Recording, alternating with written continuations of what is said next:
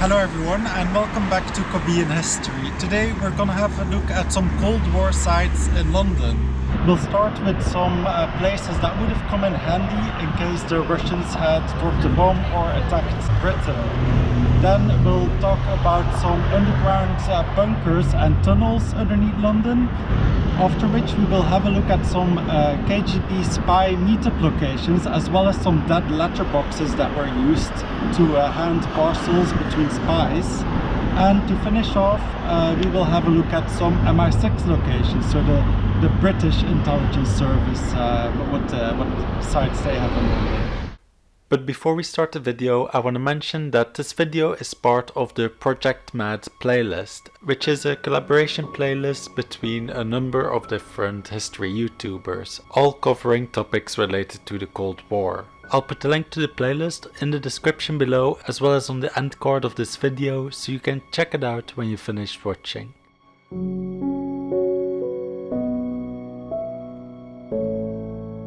When the BT Tower, originally called the Post Office Tower, opened in 1965, it was the tallest building in Britain. Its telecommunication system sent messages all across the UK, and it was also used by the government and military, which meant that it had to be placed on the official secrets list. The buildings on this list fell under the rules of the Official Secrets Act, meaning that sketching or photographing these sites was technically forbidden, and the locations on this list also couldn't appear on maps. However, it seems that nobody really follows these rules when the building in question is visible from all across London, as the post office itself, who owned the tower, issued a set of stamps depicting the tower. The building also appeared numerous times in films or on TV, and it's commonly said that the building did not appear on maps until well into the 90s, but this turns out to be a myth, as we can see the building clearly marked here on an Ordnance Survey map from 1970. And not to mention that the actual building was open to the public, and it had a popular restaurant at the top. In 1978, 3 men were tried for collecting information about secret locations. This became known as the ABC trial, and during the trial the judge ordered that the post office tower could not be identified by name. So during the trial, the building could only be referred to as Location 23. In February 1993, the MP Kate Huey used the tower as an example of trivial information being kept as official secrets, revealing the address of the officially secret location, while joking that she hoped her parliamentary privilege would protect her from being prosecuted for revealing this location.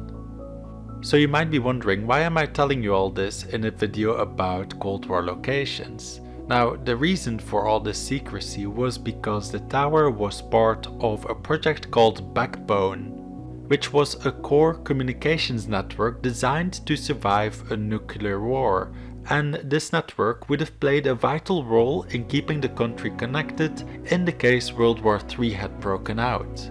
This also explains the tower's rounded shape, as curved surfaces are more resistant to shockwaves from nuclear blasts. Luckily, nowadays it's not a secret anymore, and I can confirm that this tower does in fact exist.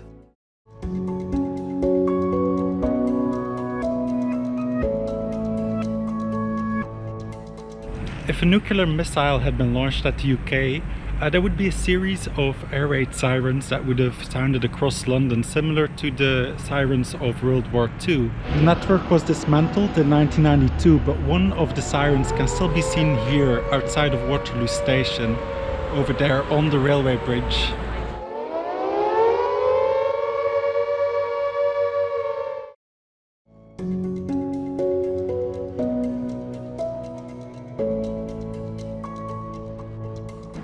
We're at Kensington Palace now, and in the 1950s, along the Kensington Gardens boardwalk, which is running in front of it here, a lot of the trees were removed in the 1950s, and no one had an explanation for it, but it is thought that they did this to make an improvised runway just in case the Soviets would attack and the royals would need to make a quick escape.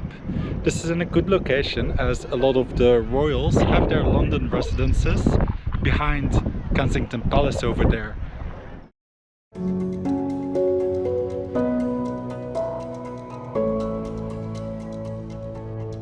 So we're in Holborn High Street, and underneath this road, right by Chancery Lane tube station, there was an underground bunker which housed the Kingsway telephone exchange. This wasn't just an ordinary telephone exchange back in the day. It did also handle civilian calls, but most importantly, this was the end terminus of the transatlantic telephone line in the UK, which played a crucial role in the case the White House would need to make an emergency call to the Kremlin. So they would have to call, and back in the day you'd have to put the little pins in if you want to make a phone call to connect the two lines. So that would have happened under here. So this is where the crucial connection between those hotlines was. That's also why they put it in a bunker, because if that was destroyed, like, there wouldn't be any contact between the White House and the Kremlin. So the bunker dates back to World War II, but afterwards it was expanded to house the telephone exchange.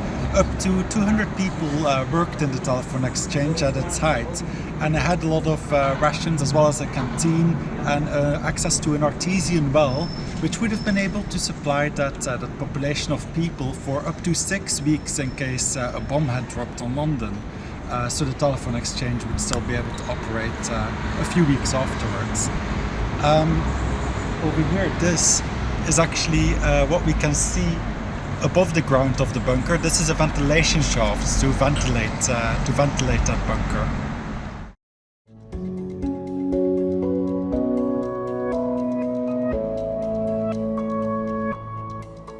Aside from bunkers, London also has a subterranean network of tunnels, and I'm not talking about the tube.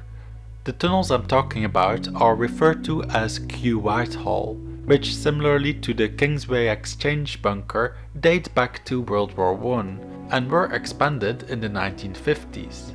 It is generally believed that these tunnels were originally designed for carrying communications cables, although it is believed that they were widened to provide underground access between the different departments of government. So allegedly there's an entrance to the Q-Whitehall Tunnels here at Rex Court, which is near Trafalgar Square, which is just down there. So today we're gonna have a look inside of the tunnels. Of course, we're gonna go underground through the Whitehall Tunnels.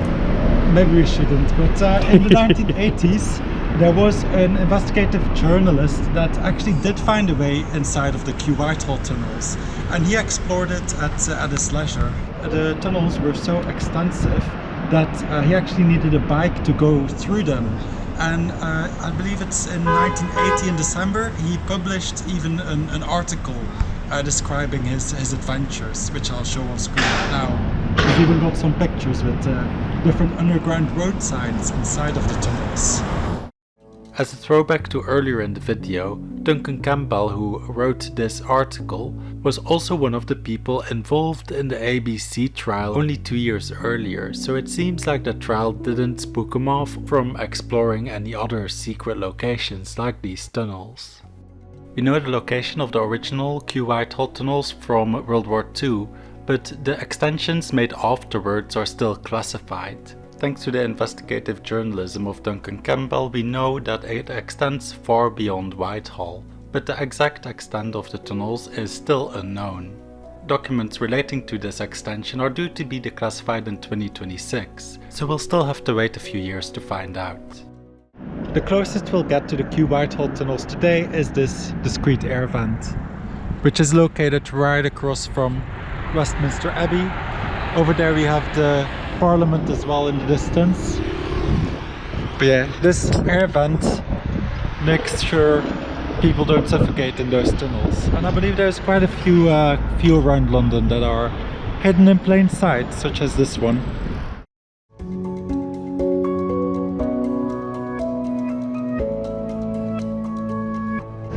The The underground was a good place for Soviet spies to meet up and exchange information, as the busy atmosphere made it hard to stand out against the crowd.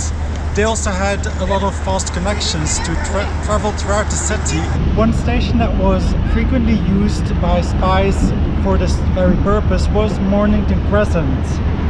This is where the notorious Cambridge spy ring met up with their KGB handlers. Here the spies would ask for directions to the non-existent Harvard Square, and this way they could identify themselves, as anyone who wasn't in on the spy ring would have had no idea what they were asking about. There are also other spy networks throughout the city that use the different stations as meetup places. Next up we'll go to one of the more interesting ones.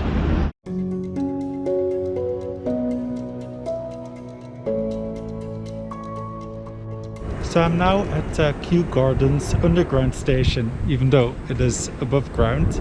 But this was probably one of the most notable stations that was used to hand over secret information to the Soviets, as this station was used by Klaus Fuchs to leak nuclear data to the Soviets.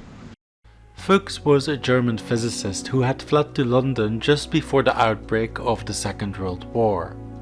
In the early 1940s, he went to America to work on the Manhattan Project to develop the first atomic bomb. After the war, now back in Britain, Fuchs began to pass these atomic secrets to the Soviet Union, which was crucial information that helped the USSR develop their own nuclear bombs. Much of this intelligence was leaked here in Kew Gardens Station.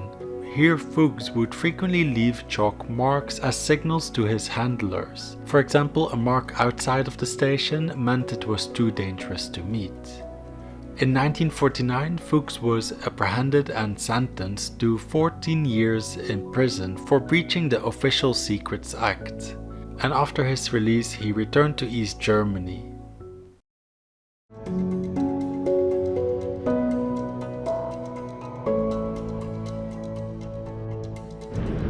When spies couldn't meet up face to face, they would make use of what is called a dead letter box. These were designated locations throughout London where packages and messages could be dropped off to be collected by different spies later. One of these dead letter boxes was located behind me in Brompton Oratory in Knightsbridge, where behind one of the pillars there was a hiding spot for these packages to be left. Another one of these hiding spots was located behind the Brompton Oratory at the Holy Trinity Church just over there, where in their gardens there is a statue of Francis of Assisi, and packages were also left behind the statue. This general area was great for dead letter boxes, as it was nearby Harrods, which is just down the road over there. So if a spy felt like they were being followed, they could just walk down the road like I'm doing now, enter Harrods. Harrods is almost always busy, which makes it a great place to lose a tail. It has also numerous apartments spread over several floors, so a spy could just wander through the store until they felt comfortable that they lost their tail, and then they could make a quick escape through one of the numerous exits of the building.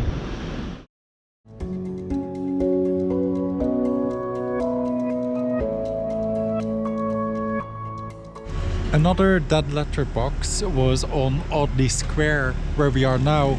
Well, the square is kind of occupied at the moment. They're doing some works here. Luckily it's not the square we're interested in, it's this lamppost, or a lamppost that looks like it, that used to be on the square. I don't know if this is the original one, but back in the Cold War, this hatch, or a hatch like it, would have been used as the dead letter box. So the Soviet spies would leave packages in there, then they would leave a chalk mark on a lamppost, and that would indicate that there was a package in there ready to be collected.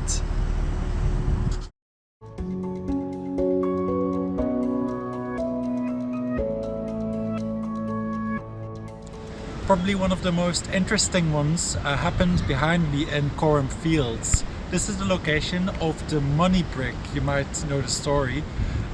During the Cold War, an existing agent here in London, got information that a new agent was coming to town, and he was instructed to leave money for the new agent to collect.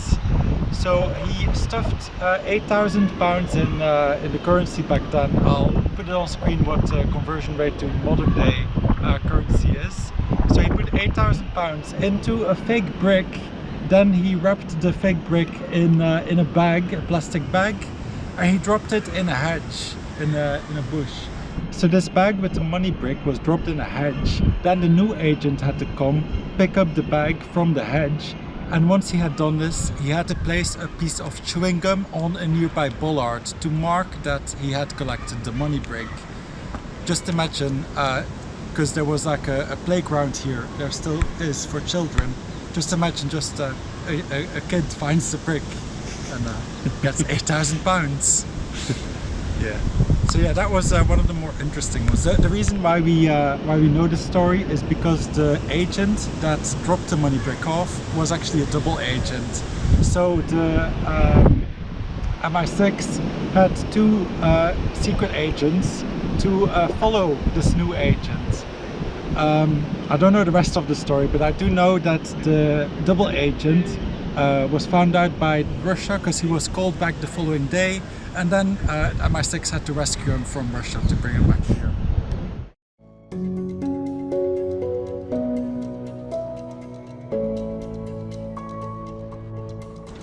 We're now in St. James's Park, and this was actually a meeting area for the British intelligence services. Mostly for new recruits that would embark as spies in other countries. And this place was probably chosen because it was quite central to both the monarchy over there at Buckingham Palace, and then all around that area and that area you got the government departments. I believe Downing Street is over there, so it's sandwiched between Prime Minister and Queen, which is meant to instill some pride into the new recruits that would embark on their missions.